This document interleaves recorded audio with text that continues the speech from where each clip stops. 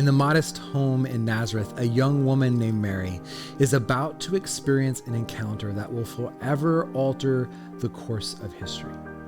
The quiet of her daily life is shattered by a sudden appearance of an angel named Gabriel, whose presence is as overwhelming as his news is incomprehensible.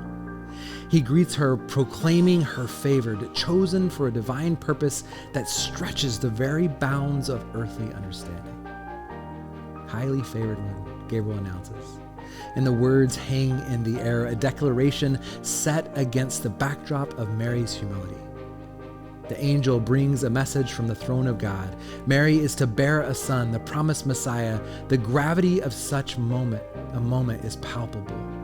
The invitation to participate in God's plan is awe-inspiring, and amidst the weight of this revelation, God offers a command that is both a comfort and a challenge.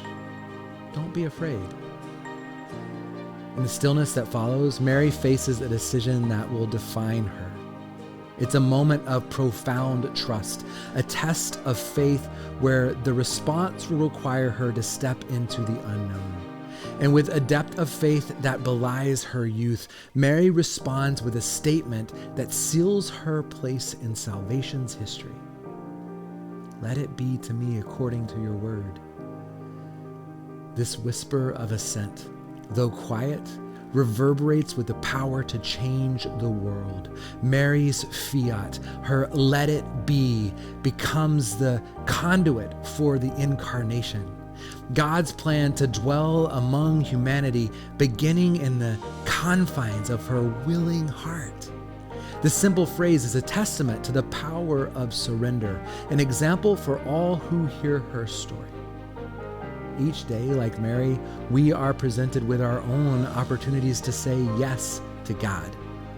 These moments of assent may seem insignificant, but they hold the potential to shape our lives and impact the world around us. This Advent, we journey toward the celebration of the Nativity. Let us reflect on the fiats in our own life. Where is God calling us to trust in God's plan? In what ways are we being invited to embrace in the unknown with faith?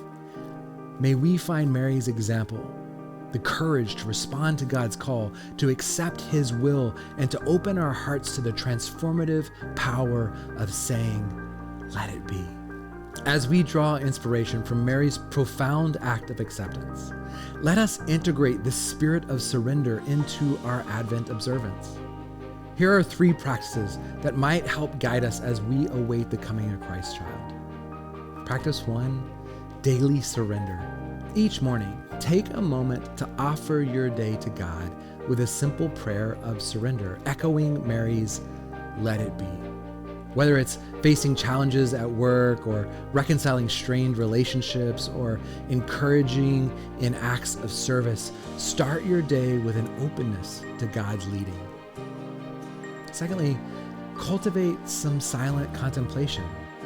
Find time in the busyness of your season for silence and contemplation, mirroring the reflective nature of Mary's response.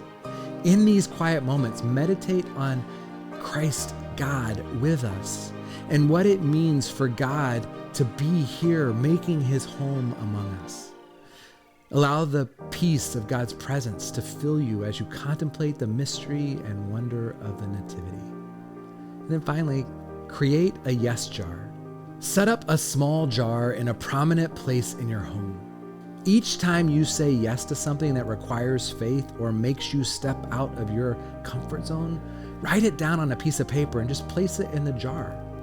This physical representation of your fiats can serve as a tangible reminder to your partnership with God throughout the Advent season.